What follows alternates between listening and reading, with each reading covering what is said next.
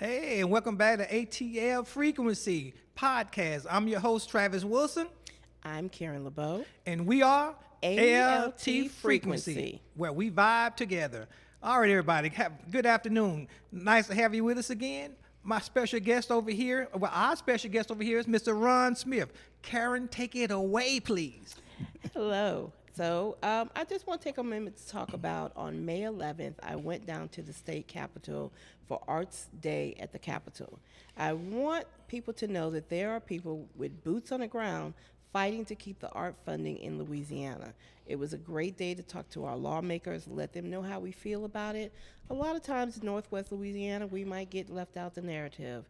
But make sure you stay in contact with Louisiana Participation for the Arts. We are doing the work. Okay? Ron, thank you for coming today. All right, welcome. Thank you for having me. It's good to be here. Good to be here. I got a question for you. I might have an answer. Go ahead. Okay. Before you tell us about yourself, when you're creating, is it controlled or are you winging it? Sometimes yes, and sometimes no. Because I do so many different styles, it takes a different part of my brain. Correct. And if I'm working on something that's abstract, it's definitely not controlled. Right. But if I'm working on my rural pieces, it's more controlled because I have to use a different part of my brain and my hands move differently. So Okay. yeah, it's a little different for me based on what I'm working on. All right. Yeah. Well, tell us about yourself. Tell us a little bit about the things that you've been involved in as an artist, and how you have accelerated your career. Well, what I've learned to do is really pay attention to the fabric of art and the artists that I actually follow. I think we sometimes take for granted the people in our community, what they can offer for us learning. So what I spent these last few years doing is paying attention to the art market and paying attention to my growth, because I realized early on in this journey that I really did need this body, this art body, this creative community to do what I needed to do to express myself. So working in visual arts these last few years has really taught me a lot about people, but more so about myself. Well, tell me about some of the shows and exhibits that you've had over the past 5 or 6 years. Tell me about some of the notable ones. Notably, I've done a few shows at the Louisiana State Exhibit Museum, but it started off at the Southern University Museum some 11 years ago. So locally, I participated there. I've done shows with Cadavian Baylor and Eric Francis at Centenary. I've done shows at Southern University.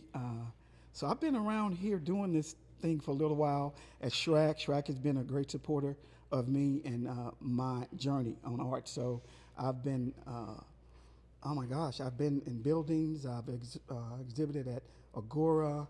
I've actually gone as far as Atlanta to exhibit there. Okay. So, Okay. And if someone went to the Hilton downtown, what would they see there? oh my claim to fame. Yeah. It's something that triggers the mind. I did a 7 foot by 7 foot piece Yes. for the Hilton. That was a commission piece. Okay. That they called, they had an artist call, and the higher up saw my style and said, we want him to do a piece that represents the Hilton brand. So they gave me the color scheme and what they thought, and they said, you come up with something, but it needs to be 7 feet. Wow. Yeah. So I had to have that canvas made. Okay. Yeah, the canvas itself was $500. Wow. Yeah, so they brought it in on a truck, and I had to rent a U-Haul to take it down there. But it's been a piece that when people see it, it says to them, an art collector or art community, or just an art enthusiast, like, okay, he must be serious. Yeah. And I had never done anything outside of maybe 3x4. Okay. So that was a challenge. That for was a me. big push. Yeah, a real big push. Yeah, and as an artist myself, that could be intimidating. Very, So, very. so how long did you stare at that canvas before you you decided what direction to go in? Well, first of all, I had to find a place big enough to hold it. So I was in my friend's warehouse. Okay. So I would paint. I did graphic design during the day, and I would paint at night. So he had a wall big enough in his warehouse, and that's where I painted for 2.5 months, I think. Wow. It took about 2.5 months. So they came to me early with that, but they also gave me time to experiment. But when you're doing something that big, I would have liked to have had 4 or 5 months. I can imagine. Okay. But I didn't have much time. So it was a challenge for me, but it actually, to me, it pushed me to purpose. Okay. And that was to use my art as an identifier to also open doors for other people. Now, when was this commissioned? 17, 18. Oh, has it been that long? It has, because I've done another few commissions for them now. Okay. The Hilton has about 6 of my pieces, of Okay. my original Wonderful. pieces. Generally, they trust me to do what I'm going to do. Okay. And they trust me to match the decor. Okay. They also trust me to tell a story. Okay. And the story was really, in the last work I did, was about this community. Okay. Yeah, Shreveport, music, things like that. So I brought in the themes that I thought would be good for people to know about. Okay. So, what is the art story behind Ron Smith? What made you do? How long you created? Did something happen? Did you have Yeah. to pivot? Tell us. Major pivot. 1995, October 19th, 9 days before my birthday on the 28th, I decided I'm going to go into the post office. Most people don't know I was a post office employee for All right. almost 14 years, 13 years, 10 months, 8 days, 22 minutes, and 8 seconds. Oh, really? We Yeah, doing yeah, that? We so doing we're gonna that? We doing that? Yeah, we're going to do that. So the post office is where I was afforded the opportunity to work and build my business. Okay. But this particular night, my cousin borrowed my car and he left me his motorcycle. And that night, I had an accident on his motorcycle that was probably the worst, greatest moment in my life. That accident shattered both of my wrists. Being a graphic designer, everything I knew In was your with my hands. hands. Yeah. Because I wasn't painting yet. I wasn't painting. I was just doing graphic design, working at the post office, helping mom and dad when I could. You know, I'm the oldest of 8, so in my mind, I have a real big responsibility to not just to try to include them on my growth, but also the community that looks like me. Exactly. So that was important. But that night when I broke my wrist, it made me realize I can't do this alone. Family matters. Absolutely. And just because you've fallen doesn't mean you can't get up. So there's a book in my head. I'm sure you won't think about it. And it's called Broken to Heal. Okay. I was broken so I can be here to heal. And art has been the healing thing for me. It really has. My son actually inspired me, Austin. He was in town this weekend. Yeah, Austin. And he surprised me and came over. But it was him living with me for 2 years, and he going to the animation school, DMI. Okay. Yeah, and he would draw and everything. I didn't know he was going to be an artist because he left. He was only 8 months old. Okay. And he's now doing well in art and doing well. So he inspired me to pick up the pencil and the paint and said, well, Daddy, you should do it. Come on. Oh, good for him. I told Henry Price that I think I want to paint. He said, okay, sounds good, Punch. They still call me Punch. Come on. He said, stop by the house. I said, why? Stop by the house, Punchy. Yes, sir, Mr. Price. You know better than that. You know better than that. I really did. Price had paint, brushes, and canvas for me. Okay. I said, he said, you said you want to paint. Have at it. Come on now. And that's when it really hit me that I was going to paint. Started putting paint to canvas, and my son said, Daddy, you're doing all this stuff. It's just stacking up. What are you going to do with it? And I was offered an opportunity with him to have a father-son show when he was graduating. Oh. So I'd never heard of that Well, before. where was that show? And that show was at Southern University Museum, right down the street, and it changed everything. That's my first Karen story. Okay. That's a real thing too. Is it? By the way, that's a Yeah, real thing. yeah, by the way. yeah. There's a thing we do now. It's called, does everyone have a Karen story? I really have one. I have several, but this one is the one. It was a catalyst in me thinking differently about my art because I didn't know there was a story attached to it. And Karen saw some, I think it was the house I grew up in. I had done a painting of it. She said, "Who did this?" I had never met her. I said, "I did." She said, "I don't know you." and don't forget now Karen had moved here from New Orleans and had started her art career. Yeah. Okay. And now this artist, this black guy who's painting this old looking stuff, I don't know him. So she said, plain as day. So I told her something about the house and how I grew up on the farm. She said, "You got to tell your story." And what did I tell you? I said, "I don't tell no story." No. And she said, "No, you need to tell your story." I'm like, story. "Yes, ma'am. Yes, ma'am." So that really was an extra push I needed because once I started to tell the story, people start identifying with not just who I am or where I came from, and that's why we don't need to take history for granted. Absolutely. Me growing up on a cotton farm in Belcher, Louisiana, and my dad was a sharecropper. Right. My mom and dad are looking at me now from heaven saying, "Lord, look at Punche down there, down there," and he's showing his art. That they would be, they're proud, but beyond being proud, I just want to make a difference, and I want them to know my time here was spent trying to leave stuff better than what I found it, and that's my whole goal. Legacy important. Yeah. In everything, and people get legacy confused with money. That is not the case. That is not the case. Yeah, it's ironic you say that because there was a term I still use. There's an inheritance, and there's legacy. An inheritance is what you leave, but a legacy is who you leave.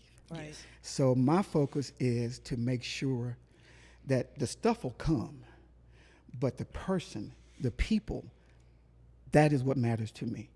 So I've been sent here to serve, to encourage, to inquire, to inspire people at every level. And see, people really don't understand it, and that's what artistry is. Yes. Yeah, Yes. yeah, it sure is. Yeah. Yeah. So, what piece did you do that let you know you were connecting with the community beyond the canvas? Can you recall the first piece that allowed a different narrative and for people to be engaged in your story and you realized it's past the paint in the canvas? Wow, because they all are intertwined. It was probably the first huge shotgun I did when I started painting.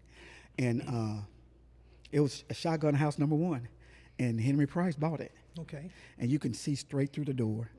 And that's how I grew up. I grew up in a shotgun house. So my affinity for art started in the rural community. What you lived.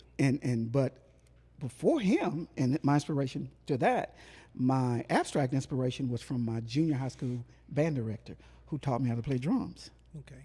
So again, there's my hands I have to deal with.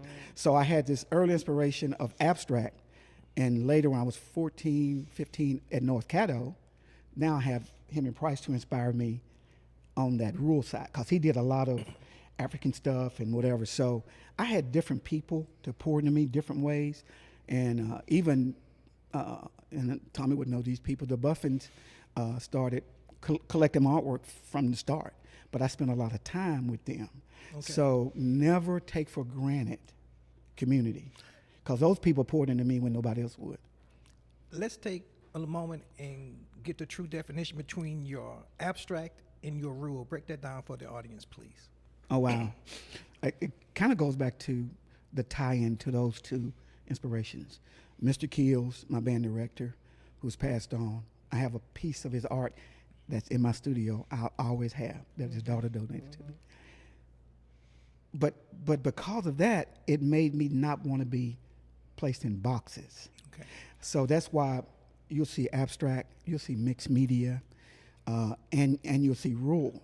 So my grandmother is my greatest inspiration on the rural side, but she also inspired me with my abstract, where I use mixed media, where I put canvas, I put burlap on my canvas in memory of her. Okay. So when I'm telling the story of Belcher and things like that, it's her. When I'm telling the story maybe about my boys, it may be about the motorcycle wreck. It just depends on the room. It really depends. Because I've had people to cry for different reasons. You know, when they hear about the burlap, your grandmother, and then they hear about the motorcycle, you wrecked, yeah. And I mean, so it's different. It's different for each. But also as artists, we also have to recognize and discern what's good for that moment. Right. Like I can tell Karen a story this day, and I can tell her another story. Depends on the room that we're in. Absolutely. So we have to be conscious of that, and honestly, we have to be respectful of that, because the setting now, the way we're living, is I need you to know me. Yes. So we're not listening at all. Yeah. We're too busy waiting to respond. I'm trying to always listen first, then I respond. That's the thing. This this is a reactive Yeah, movement. it really is. Really Yeah. is. So, you talked about being involved in community, and we talked about legacy. Mm-hmm. Let's talk more about how you feel your work has changed the community. How do people see you as Ron Smith, or if they've known you as Punche and now you're Ron Smith, the artist? What do they know that you're bringing to this community through your art? Actually, because they know what you just said, they know at any moment I can be any one of those characters. Because my other character is I'm Luke and Shirley's oldest boy. Okay, come on now. Come on. But I can only say that to Yes. certain people. I Yes. can't do that to everybody. But that inspiration directly from them, hardworking. My mom drove bus, but it's because I'm gonna say all over the place. A lot of artists want to do one thing, Yeah. Yeah. and I want to do it all, but I also don't want to encourage artists to do 5 things good when they can do 2 things great. Okay. Because we can actually spread ourselves thin, Yes. Of course. and I realize we're not getting the best of ourselves. Exactly. So my giving back is to tell the artist, Karen will tell you this, I'll listen to them in a meeting, and I'll gather what I need to gather for that room, and then I give that to them. And not just as an artist, but as a black man, Yes. I have a different take. Of course. I talked to, and this is off course, I talked to a couple of friends, guys who were white, doing the George Floyd thing, right? And I said, listen, how many of you have to have a conversation with your sons before they leave the house? Right. And I had just met these people, but God said, you got to tell them that.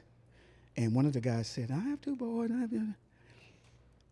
And I said, isn't this something in this day and age, and it's been years ago, right? Okay. That I have to have a conversation with my son that you don't have to have with yours. Yeah. Yeah. I said, there's nothing fair, nothing right about that. And I said, honestly, what doesn't infect us will never affect us. Yeah, and that's where we are now. Yeah. Because it doesn't get here. And art is here for me, but it hasn't always been that. It was me generating. But now, my art now, if it doesn't tell a story, unless I'm doing a commission, Yeah. but even my commission tells stories. If it's not telling a story, I don't want to tell it. Okay. So it's merely an expression of what I'm thinking. And it may be something that you said, or, I can look at Tommy and want to do a piece about a drummer, because I know he drums. But it's going to have some layers in there that if I did a piece for him, that may hide his birthday in there, that may hide his first song in there. Come on. Because I interview people who want a piece done like that. So it's always about the story because of her. Now, now, on that note, as an author, everything ain't meant to be put on paper. Oh, wow. Everything's not. All my thoughts not meant to be put on that's paper. good. I gotta dissect what's worthy to put on paper. What's it going to be like? And everybody, artists nowadays, authors nowadays, well, I gotta write it down. I gotta put it out. Everything ain't meant to be put out. You gotta discern it, and that's what you do with your artistry. And I think it's well thought out. So let's talk about Canvas and Cadence. Yes. Currently, Canvas and Cadence. Karen and I are exhibiting at 711 Milam at the Unita Loft, the artist Yes. residence. And our show is called Canvas and Cadence, and it's we're paying homage to Black Music Month. Okay. And we're going to honor black music. icons during that time. But our goal is to take that show and have it travel.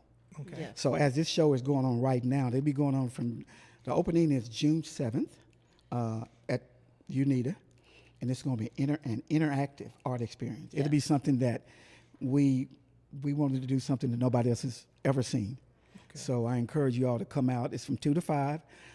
Go to church. You want to eat, fine, but if not, we'll have food, music, and I promise you an experience that'll be unlike anything that you've ever seen here. Oh, I'm in already. And it'll be up from June 7th to July 30th. July 30th. Yeah. So, and I just want to talk a little bit about it. Yeah. That when we decided this, I would say that as a child born in the late 60s, that when you saw pictures of civil rights and you would see actors, musicians on the front line fighting for civil rights, you go, oh, it was nice that they got involved. Well, I was grown before I realized they didn't get involved. Artists lead the charge. Artists make the change.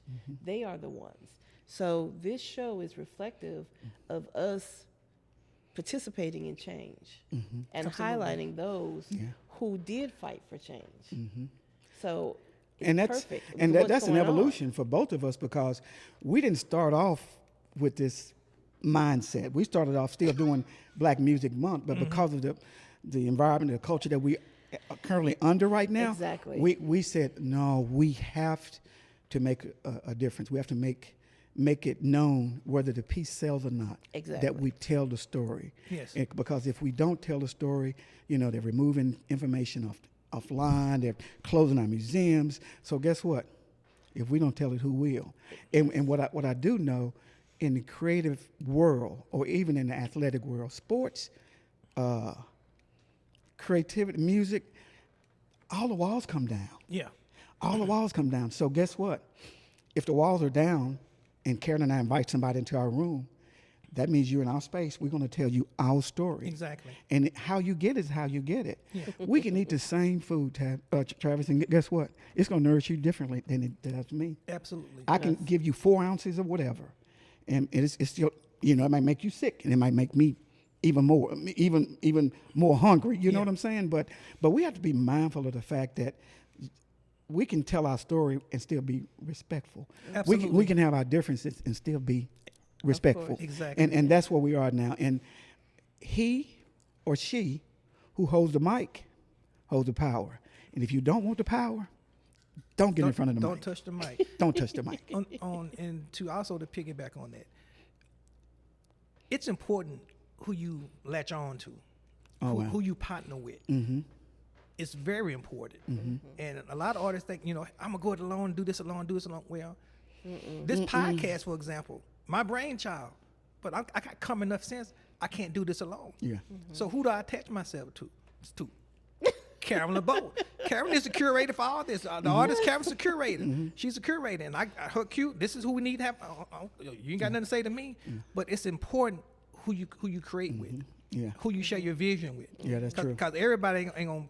People gonna fall by the wayside. Yeah. You know that already. Yeah, exactly. And everything. So it's very important who you latch on to and who you want to be with you along for the ride and everything. That's gonna be positive. They're gonna have positive effects. Yeah. And artists need to pay attention to that. It's be careful who you latch on to or who you let latch on to you, and everything. Because it could be your demise or it could be for your fruitfulness.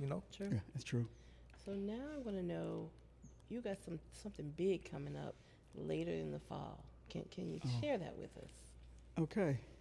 Come on now. That's my sister. Listen, October 22nd through November 11th, I've been chosen as one of the residents in this residency in France. I'm going to France for an artist residency. And, Which part? Which part?